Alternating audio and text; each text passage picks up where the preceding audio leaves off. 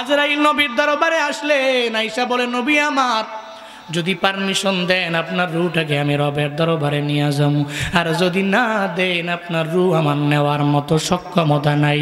মায়ার নবী আজরাইলের এই কথা বলার পরে নবী জানায়া দেয়, এই আজরাইল আইনা আখি জিবরাইল, আমার ভাই জিবরাইল কই আগে সন্ধান দাও, ওই জিবরাইলের সঙ্গে কিছু কথা বলার আমার বাকি আছে। আজরাইল ডেকে বলে নবী আমার জিবরাইল ফিস-সামাইল উলা, প্রথম আসমানে আছে, কয় জিবরাইল আমার দরবারে নিয়ে আসো না, কিছু কথা বলার বাকি আছে, আমি তাহার দরবারে আমি কিছু কথা বলবো। যখন জিবরাইলের সঙ্গে করে নিয়ে আমার মায়ার নবীর দরবারে চলে আসলেন, জিবরাইল নবীরে দেখে, দেখার পরে নিজেও চোখের পানি ফালায়া ফালায়া ফালায়া কান্না করে। মায়ার নবীও জিবরাইলে দেখার পরে চোখের পানি ফালায়া কান্না করে। মায়ার নবী বলে জিবরাইল চোখের পানি ফালায় কেন কান্না করো, আমার বুঝে হয় না রে জিবরাইল। ওই জিবরাইলের জিন্দেগিতে কোনো গুনাহ নাই, আছে? জিবরাইল আমার রবের ইবাদত করে তাসবিহ জপে বারবার বারবার, আমার রবের সমস্ত পবিত্রতা অর্জন করে করে চলাফেরা করে, পবিত্রতার ব্যাপারে মানুষের দরবারে বলে। এরপরেও নবীরে দেখার পরে চোখের পানি ধরে রাখতে পারে না, চোখের পানি ফেলায় জিবরাইল কান্না করে। মায়ার নবী দেখার পরে নবীও চোখের পানি ফেলায় কান্দেন। জিবরাইল বলে নবী আমার চোখের পানি ফেলায় কেন কান্দেন, আমার বুঝে হয় না। আল্লাহর দরবারে বড় প্রিয়, ওই রবের মোলাকাতে চলে যাবেন, আপনার চোখের পানি আল্লাহ সহ্য করবে না। নবী চোখের পানি ফেলায়া ফেলায়া কেন কান্না করেন আমারে বলেন না। নবী কয় জিবরাইল রে আমি কেন কান্দি তোমারে পরে জানাইতে পারবো, তুমি জানাই দাও আমারে দেখার পরে তুমি কেন চোখের পানি ফেলায়া কান্দো। জিবরাইল বলে নবী আমার দুনিয়ার সব নবীর দরবারে আমি গেলাম, আদম নবীর দরবারে আমি গেলাম, ইব্রাহিম নবীর দরবারে আমি গেলাম, ইসমাইল নবীর দরবারে গেলাম, মুসা নবীর দরবারে গেলাম, ইউনুস নবীর দরবারে গেলাম, ইউসুফ নবীর দরবারে গেলাম। দুনিয়ার এমন কোন নবী নাই যেই নবীর দরবারে আমি যাই নাই। আল্লাহ যখন বলছে ও জিবরাইল যাও, সঙ্গে সঙ্গে আমি দৌড়ে ওই নবীর দরবারে চলে গেলাম। সব নবীদের মরণের বেলা আমি জিবরাইল চোখের পানি ফেলায় কান্দি, কান্না করি নাই। কিন্তু আপনার মরণের বেলায় চোখের পানি ফেলায় আমি কেন কান্না করি জানেননি? পয়গম্বর গো, সব নবীদের দরবারে কারো দরবারে গেলাম আমি 50 বার, কারো দরবারে গেলাম 100 বার, কারো দরবারে সর্বোচ্চ 1000 বার। আল্লাহর দরবার থেকে ওহী নিয়ে আমি আপনার দরবারে আসলাম। সবার দরবারে গেলাম, কিন্তু আপনার দরবারে আমি 100 বার 200 বার 300 বার নয়, আমি আপনার দরবারে 1000 বার নয়, আমি আপনার দরবারে 2000 বার নয়, আমি আপনার দরবারে 1000 বার, শুধু 10,000 15,000 নয়, আল্লাহর পক্ষ থেকে ওহী নিয়া আমি আপনার দরবারে আসছি 24,000 বার। কয়বার? আমি আপনার দরবারে 24,000 বার আসলাম। দুনিয়ার সব নবীর দরবারে গেলাম, তবে এতবার যাই নাই যতবার আমি আপনার দরবারে গেলাম গো পয়গম্বর। কিন্তু আমি চোখের পানি ফেলায়া কেন কান্না করি জানেননি? আপনার চাঁদ মাখা চেহারা মোবারক আমি আমার জীবনে দেখতে পারবো না। কেমন সুন্দর আমার মায়ার নবীর চেহারা মুবারক জানো? কেমন সুন্দর চেহারা। আম্মা জান আয়েশা বলেন আমার ঘরের মধ্যে যখন আমি কাজ করার জন্য আমার কাঁথা নিয়ে আমি সেলাই করতে লাগলাম, হঠাৎ করে আমার হাত থেকে ফসলে যখন আমার হাত থেকে সুইটা জমিনের মধ্যে পড়ে গেল, আমার ঘরে কোনো বাতি নাই, সঙ্গে সঙ্গে আমার মায়ার নবী আমার ঘরের মধ্যে ঢুকলেন। নবীর চেহারা মোবারকের আলোতে আমি আমার সুইটা ওই জায়গায় খুঁজে পেলাম। আল্লাহ পাক যে নবীর মেরাজে নিয়েছেন, আসমানে যাওয়ার পরে মুলাকাত হয়েছে হযরতে ইউসুফ নবীর সাথে। সুন্দর নবী না কালো নবী? সুন্দর নবী না কালো? মায়ার নবী যখন ইউসুফ নবীরে দেখে কয় নবী আপনি বড় সুন্দর নবী। ইউসুফ নবী বড় সুন্দর নবী। নওগাঁ ধামইরহাটের মুসলমান, আল্লাহ দুনিয়াতে যত সৌন্দর্য দিয়েছেন সমস্ত সৌন্দর্যের অর্ধেক দিয়েছেন ইউসুফ নবীরে। চিল্লায় পড়বেন না মারহাবা। দুনিয়ার সমস্ত সৌন্দর্যের অর্ধেক সৌন্দর্য আল্লাহ ইউসুফ নবীকে দিয়েছেন। তো আসমানে যাওয়ার পরে নবীজি ইউসুফ নবীরে কয়, আপনি তো বড় সুন্দর। সুবহানাল্লাহ কইতেন না? ইউসুফ নবী আমার মায়ার নবীরে দেখার পরে সঙ্গে সঙ্গে ইউসুফ নবী জানায়া দেয়, ও পয়গম্বর, আমি সুন্দর, ভালো ব্যাপার, ভালো কথা, তবে আমি সুন্দর আপনার চার সঙ্গে আমি জীবনেও পারবো না। আমি এমন সুন্দর হতে পারি নাই, এমন সুন্দর হতে পারি নাই। আমার চাইতেও বহু গুণে সুন্দর করে আল্লাহ পাক আপনারে বানাইছে। যিনি পৃথিবীর সমস্ত সৌন্দর্যের অর্ধেক যাকে দেওয়া হয়েছে, উনি নবীরে দেখার পরে কয়, আপনি আমার চাইতেও বেশি সুন্দর। সুবহানাল্লাহ পকেটে থুত বাড়ি যায় কয়েন, চিল্লা সুবহানাল্লাহ।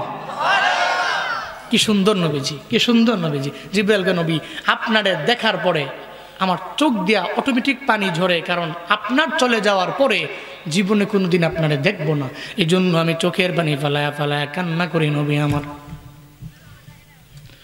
জিবরাইল এবার বলে, নবী আমার, চোখের পানি ফালায়া কেন কান্দেন, আপনি আমারে বলেন না। সঙ্গে সঙ্গে আমার মায়ার নবী চোখের পানি ফালায়া ফালায়া কান্না করে আর বলে, জিবরাইল ভাই আমার কন্যা ফাতেমা আমার বড় আদরের সন্তান। ফাতেমা তো বিজাতুম মিন্নি, ফাতেমা আমার দেয়ার একটা অংশের মতো, আমার দেয়ার একটা অংশ ফাতিমা। আমি সফরে যাওয়ার আগে আগে ফাতেমার দরবারে যাই, ফাতেমার দরবারে যায়, এরপরে বিদায় নিয়ে আমি সফরের মধ্যে রওনা। এরপরে আবার সফর থেকে যখন আমি সফর শেষ করে আমার ঘরের মধ্যে আমি ফিরি, প্রথমত সাক্ষাৎ হয় আমার ফাতেমার সাথে। আমি ফাতেমার জন্য কান্দি না, আমি আমার হাসান হুসাইনের জন্য চোখের পানি ফেলায়া কান্দি না। ও জিবরাইল, আমি কেন কান্দি জানো? আমার চলে যাওয়ার পরে আমার এতিম উম্মতের কি উপায় হবে? আমার চলে যাওয়ার পরে আমার উম্মতেরা আমারে পাবে না। চোখের পানি ফেলে ফেলে আমি নবীর জন্য কান্না করবে। আমার উম্মতের কি উপায় হবে এই নিয়ে আমার চিন্তা, আমার উম্মতের কি উপায় হবে এই নিয়ে আমার টেনশন, আমার উম্মতের কি উপায় হবে এই নিয়ে আমি চিন্তায় পড়ে গেলাম। আগে রবের দরবারে যাও না, রবরে জানায়া দাও আমার চলে যাওয়ার পরে এতিম উম্মতের কি উপায় হবে। এই যে উম্মতেরা দেখবেন আমার নবীর কাহিনী শুই না চোখের পানি ফেলে কান্দি, মসজিদে খতিব সাহেবের বয়ান শুই না গভীর রাতে দেখবেন বিভিন্ন বয়ান লাগায়া চোখের পানি ফেলায়া কান্না করে। নবীর কাহিনী শুনলে উহুদের ময়দানের কাহিনী অথবা হানজালার কাহিনী চোখের পানি ফেলায়া ফেলায়া দেখবেন এরা কান্না করে। কেন কান্দে জানেননি? কারণ উম্মতেরা আমার নবীর জন্য এত পরিমাণে দুর্বল। আমার বাংলাদেশের মানুষেরা মদিনার জন্য বড় দুর্বল, মক্কার জন্য বড় দুর্বল, বাইতুল্লাহর জন্য এরা বড় দুর্বল, রওজার জন্য বড় দুর্বল। এই নওগাঁ ধামইরহাটের মুসলমানেরা আজকের এই ময়দান থেকে একটু রবের দরবারে দেখায় দিবারে বাবা, কারা কারা মক্কায় যেতে চাও, মদিনায় যেতে চাও, কারা আমার নবীর রওজায় যেতে চাও, আমার নবীর রওজার সামনে গিয়া সালাম দিতে চাও রে বাবা। শুধু আমাকে না, আমি গুনাহগার মুসাফিরের সঙ্গে আমার আল্লাহকে দুইটা হাত তুইলা দেখায় দাও। আল্লাহ জীবনে একবার হলেও হাত উঠানো প্রত্যেকটা ব্যক্তিকে মক্কা মদিনায় যাওয়ার মতো তৌফিক আপনি দান করেন। সকলে পড়ি আমিন। আরো জোরে পড়েন আমিন। একটু আমার সঙ্গে পড়েন না রে বাপ। মনে বড় আশা ছিল যাব মদিনায়, কোন না? মনে বড় আশা ছিল সালাম আমি করব গিয়ে, সালাম আমি করব গিয়ে নবীর রওজায়।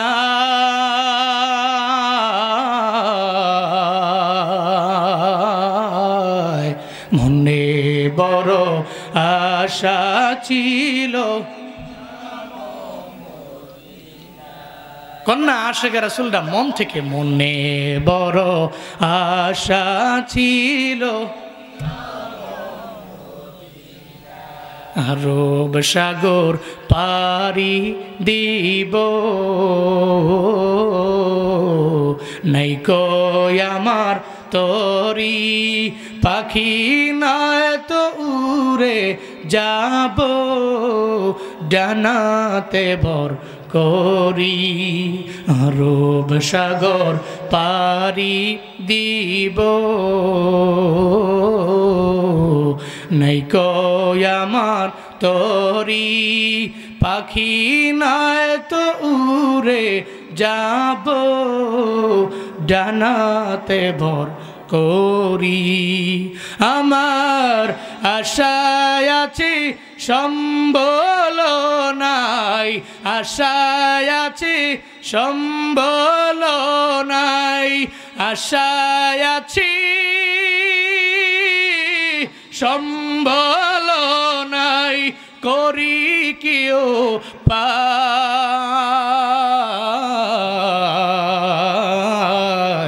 মনে বড় আশায় আছে যাব মদিনায়, মনে বড় আশা ছিল। কৌশল কইরা লইয়া যাইও, কৌশল কইরা লইয়া যাইও, কৌশল কইরা লইয়া যাইও সোনার মদিনা,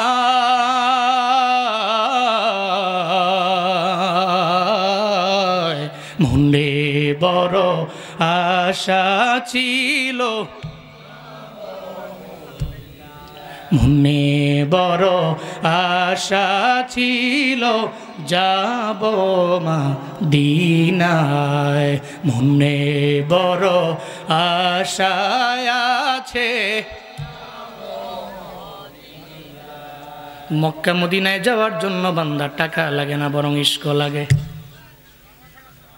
হ্যাঁ, ওখানে যাওয়ার জন্য টাকা লাগে না, বরং ইশক লাগে, প্রেম লাগে, লাভ লাগে, ভালোবাসা লাগে। যার প্রেম আছে রে আল্লাহ তারে মদিনায় নিয়ে যায়, যার ভিতরে ইশক নাই আল্লাহ মদিনায় নেয় না। সাত সাগরের কিনারায় দাঁড়াইয়া পিঁপড়া বলে, হে মালিক, আমি পিপিলিকা, আমার বিমান নাই, আমার পাসপোর্ট নাই, আমার ভিসা নাই, আমার ডানা নাই, আমি জানি আমি মক্কা মদিনার মেহমান হতে পারবো না রে আল্লাহ। চোখের পানি ফেলে ফেলে পিপিলিকাটা রবের দরবারে কান্দে আর বলে, আল্লাহ আমারে কি মক্কায় নেওয়া যায় না, মদিনায় নেওয়া যায় না। পিঁপড়া চোখের পানি ফেলে কান্দে রবের দরবারে, বড্ড পছন্দ হয়ে গেল।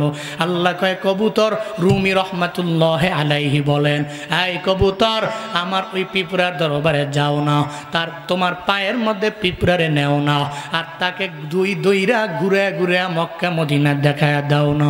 কবুতর আইসা কয়, এই পিপিলিকা, বিমান তো হাজির হয়ে গেল, কেন ওঠো না? পিপিলিকা যখন ওই কবুতরের পায়ের মধ্যে কামড় দেয়, কবুতর মক্কা মদিনা ঘুরাইয়া এরপরে তারে আবার তার জায়গার মধ্যে আইনা দিয়া যায়। মক্কা মদিনায় যাওয়ার জন্য টাকা লাগে না, বাড়ি গাড়ির মালিক হওয়া লাগে না, আল্লাহ ওই বান্দারই নিয়ে যায় যার তকদির রবের দরবারে ভালো, যার ভাগ্য ভালো, যার অন্তরের মধ্যে ইশক আর প্রেম, আল্লাহ তারে মক্কা মদিনায় নেয়।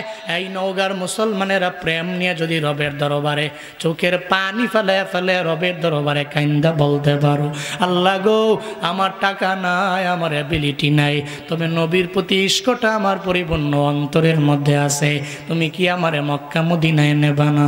আল্লাহর কসম করে বলে গেলাম, জুনায়েদ আল হাবিব তোমাদের এলাকায় ৮০ আর না ৮০ বলে যায়, কোন সময় মরণ হয়ে যায় জানা নাই রে বাপ। তবে বলি রে বাপ, এই যে এখান থেকে চলে যাওয়ার পরে মনে রাখবারে বাবা, ওখানে টাকাওয়ালারাই যেতে পারে এমন না, বরং ইশকওয়ালাদেরকে আল্লাহ মক্কা মদিনায় নিয়ে যায়। রিক্সাওয়ালাও যেতে পারবে, রিক্সাওয়ালা, টাকা নাই, বাড়ি নাই, গাড়ির মালিক না, আল্লাহ তারা নিবে। খালি ইস্ক লাগবে। কি লাগবে? ইস্ক বুঝেন নাই? ওই যে আপনি আপনার বান্ধবীর এখন যে I love you, love hers বলেন, যে আপনি এই যে বলেন, এটা আপনি বান্ধবীরে না কয়া নবীর ব্যাপারে বলেন, নবী তোমারে বড্ড ভালোবাসি, এই ইস্কটা অন্তরের মধ্যে রাখেন, আল্লাহর কসম আল্লাহ নিয়ে যাবে। আল্লাহ আমাদের সবাইকে জীবন একবার হলেও মক্কা মদিনায় যাওয়ার মতো তৌফিক সবাইকে দান করেন। মন থেকে পড়েন আল্লাহুম্মা আমিন। নবীজি বলতে লাগলেন, উম্মতের কি উপায় হবে, আগে রবের দরবারে জানব। সঙ্গে সঙ্গে যখন এই কথা বললেন, মদিনাওয়ালা নবী এই কথা বলার পরে জিবরাইল চলে গেলেন রবের দরবারে। আল্লাহ গো, আপনার নবী তো পারমিশন দেয় না, অনুমতি দেয় না। কি বলে আমার নবী? কয় উম্মতের ব্যাপারে আপনার নবী চিন্তায় পড়ে গেল, নবীর মৃত্যুবরণের পরে উম্মতের জিম্মাদারি কে নিয়ে নিবে। আল্লাহ কয় জিবরাইল আমার নবীর দরবারে যাও, নবীরে গিয়া জানায়া দাও, নবীর মৃত্যুবরণের পরে নবীর উম্মতের জিম্মাদারির দায়িত্ব আমি আল্লাহ সাহাবায়ে কেরামরে দিলাম না, তাবেঈনরে দিলাম না, তাবেঈনরে দিলাম না, বরং আমার নবীর মৃত্যুবরণের পরে নবীর উম্মতের জিম্মাদারির দায়িত্ব আমি আল্লাহ স্বয়ং নিজেই নিয়ে নিলাম। সিন্নিকা এলাকার দ্বারা মোল্লাই চিনলা না, যেই নবীর কারণে এত দাম, নবীরে তুমি চিনলা না রে বাপ, নবীরে চিনলা না। আল্লাহ পাক বলেন তোমরা দামি, মনে আসেনি? দামি হওয়ার পেছনে কারণ কয়টা? এক নম্বরে নবীর কারণে রবের দরবারে আমরা বড্ড দামি, নবীর কারণে। দুই নম্বরে কেন দামি? সাইয়্যিদুল কুতুব বলো, আমাদের সব কিতাবদের লিডার হলো আমার কিতাব আল্লাহর কোরআন। ঘরের মধ্যে আছে না নাই? আসেনি? কোরআন তো পড়ে না, রমজান আসলে দেখবেন মাঝে মাঝে কোরআনের খবর নেই। কপাল পোড়া মুসলমান, সম্পর্ক কোরআনের সঙ্গে লাগাও। যদি মাগরিবের নামাজের পরে সূরা ওয়াকিয়া, ফজরের নামাজের পরে সূরা ইয়াসিন, এই আমলটা যদি কন্টিনিউ করতে পারেন রে বাপ, আল্লাহর কসম করে বলে গেলাম, আপনার ঘরে রিজিক যদিও কম, আল্লাহ বরকত দিয়া বরকত বানায়া দিবি। সম্পর্ক নাই কোরআনের সঙ্গে, নিজেও পড়তে পারে না, ছেলেরাও পড়ায় না, মেয়েটারাও পড়ায় না। এলাকার মধ্যে মাদ্রাসার মধ্যে নিজের ছেলেরে দেন রে বাবা, মেয়েরে দেন। আল্লাহর কসম করে বলি, একটা ছেলেরে একটা মেয়েরে যদি আলেমা বানান, মরণের পর কেউ নাই, উপকারী সন্তানটা চোখের পানি ফেলায় রবের দরবারে কান্দে রে বাপ।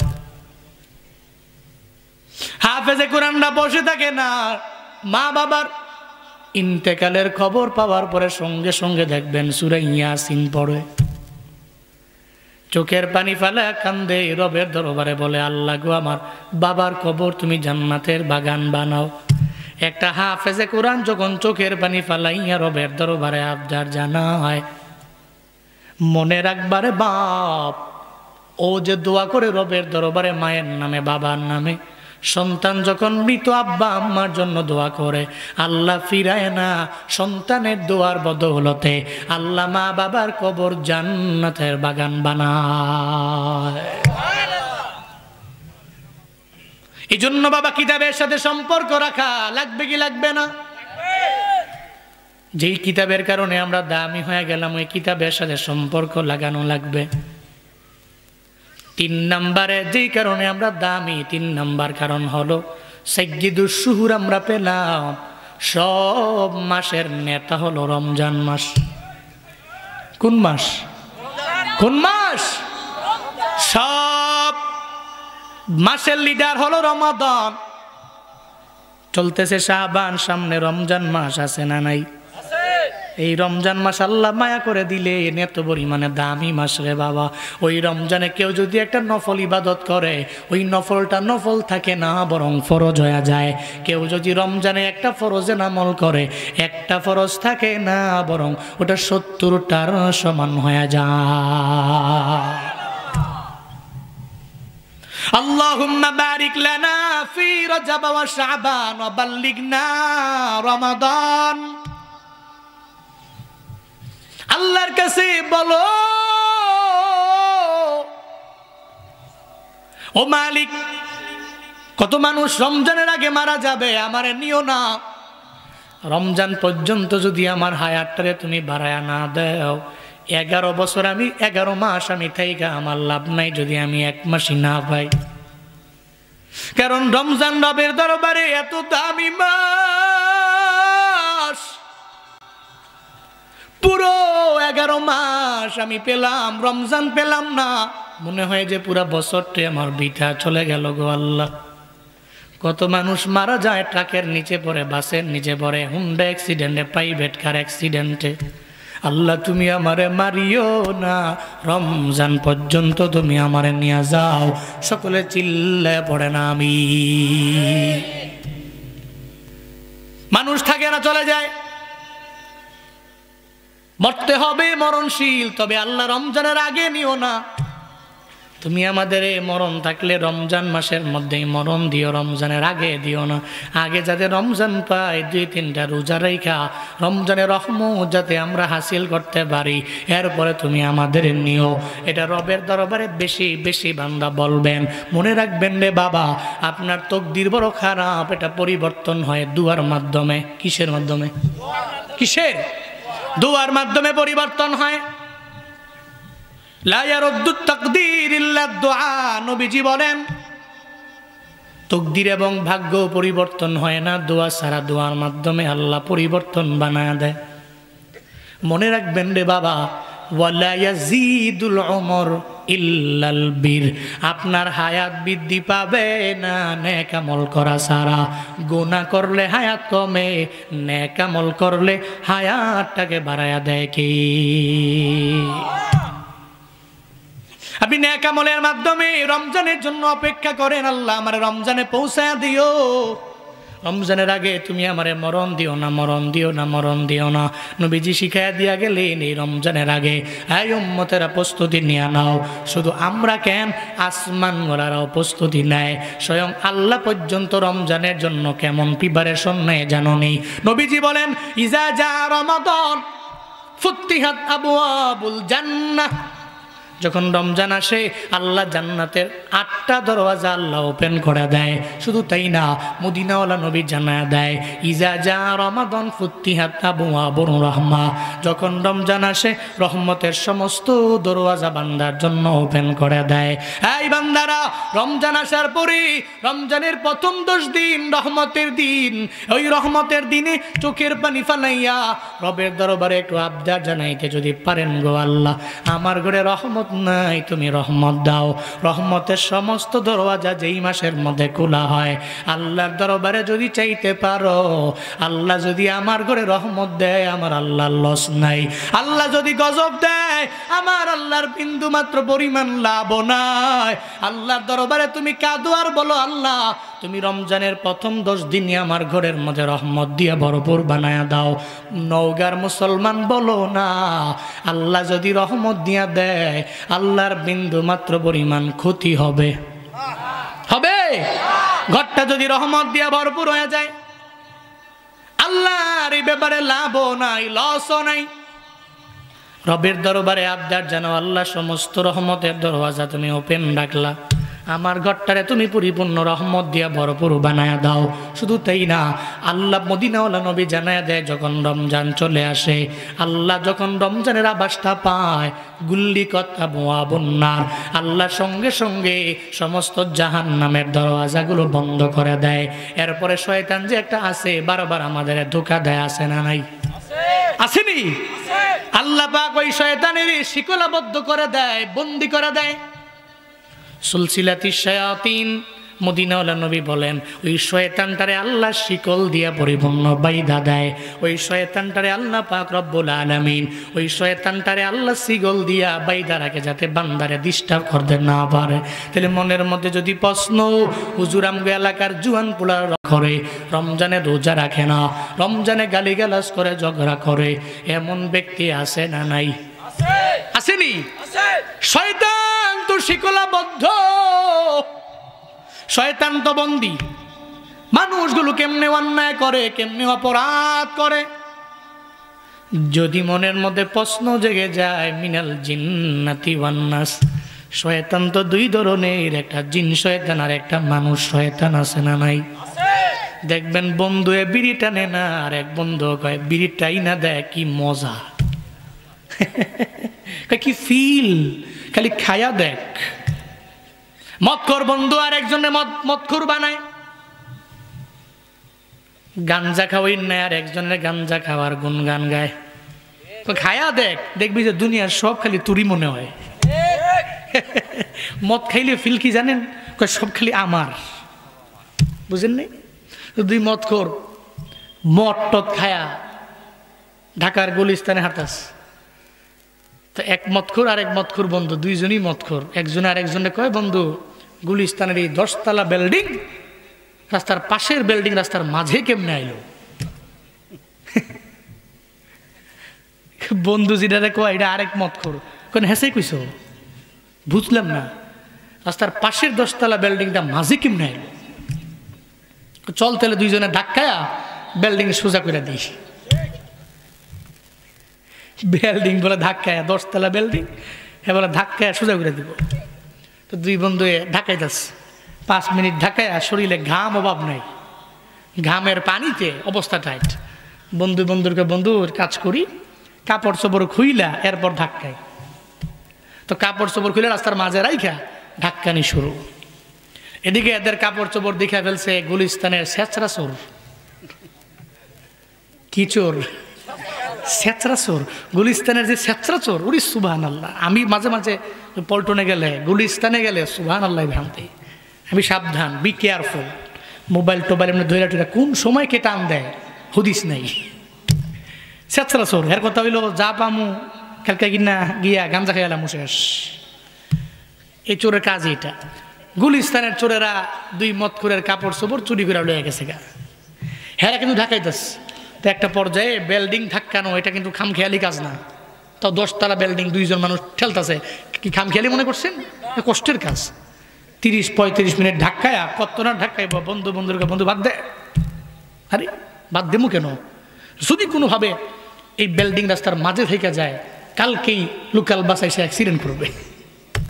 ধাক্কা, বন্ধু কয় কি, বন্ধু না, ধাক্কাইতে গুলিস্তান থেকে আমরা কাউরান বাজার পর্যন্ত লয়ে আইছি। কেমনি বুঝলি? পিছনে দেখ, রাস্তার মধ্যে যে কাপড় চোপড় রাখছিলাম ওই রাস্তাটাই এখন দেখা যায় না।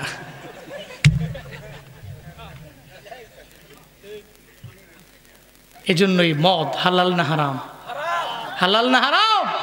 ইন্নামাল খামরু ওয়াল মাইসিরু ওয়াল আনসাবু ওয়াল আজলাম রিজসুম মিন আমালিশ শাইতান ফাজতানিবুহু লাআল্লাকুম তুরহামুন।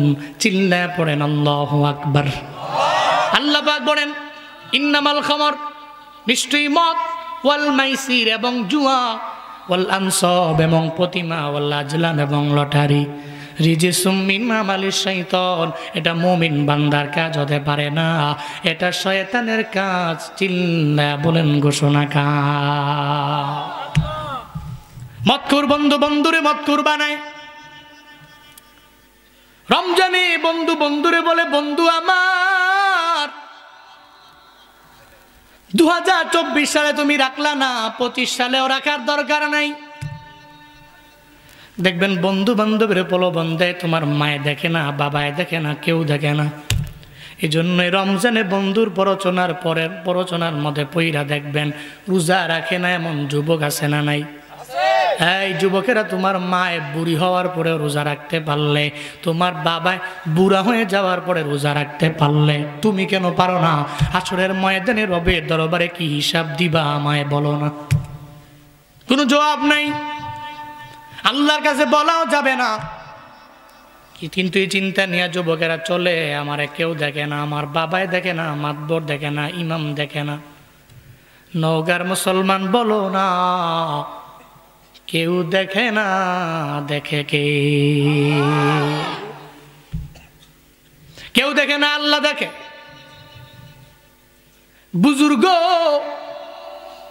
দুই মুরিদের কাছে টাইনা দুইটা মুরিদের হাতের মধ্যে দুইটা মুরগি দিয়া দিলেন। কি দিলেন? দুইটা মুরগি দিয়ে বলে কয় এই দুই মুরিদেরা মুরগি জবাই করে আমার দরবারে নিয়ে আসবা, এমন জায়গায় গিয়া জবাই করবা যেই জায়গার মধ্যে কেউ তোমাদের দেখে না, এমন জায়গায় জবাই করবা। দুই মুরিদের দরবারে দুইটা মুরগি দিয়া দিলেন, মুরগি নিয়ে চলে গেলেন দুই মুরিদ। একটা পর্যায়ে একটু পরে এক মুরিদ মুরগি জবাই করে নিয়ে আসলেন, আর একজনে জবাই না করে নিয়ে আসলো। বুজুর্গ কয় তুমি কেমনে জবাই করে আনলা, তোমারে কি কেউ দেখে নাই? কয় না হুজুর দেখে নাই। কয় আমি মুরগি নিয়ে যখন জঙ্গলের কিনারায় গেলাম, জঙ্গলের গহীন জঙ্গলের মধ্যে ঢুকার পরে ওখানে যাওয়ার পরে আমি তাকায়া দেখি ওখানে আমার কেউ দেখে না। হঠাৎ করে একটা লোক আসার পরে আমি আর জবাই করতে পারলাম না। আমি আমার ওই মুরগি নিয়ে আমার ঘরে গেলাম, দরওয়াজা লাগাইলাম, জানালা লাগাইলাম, আমার ডানে দেয়াল, আমার বামে দেয়াল, আমার সামনে দেয়াল, আমার পেছনে দেয়াল। ওই জায়গায় আমার মায়ে দেখে না, বাবায় দেখে না, বিবিয়ে দেখে না, দুনিয়ার কেউ দেখে না। সঙ্গে সঙ্গে আমি মুরগিটাকে জবাই করে ওই জায়গায় আয়ার পরে আপনার দরবারে নিয়ে আসলাম। বুজুর্গ এবার ডেকে বলে, ও মুরিদ আমার, তুমি মোর মুরগি জবাই করতে পারলা না কেন?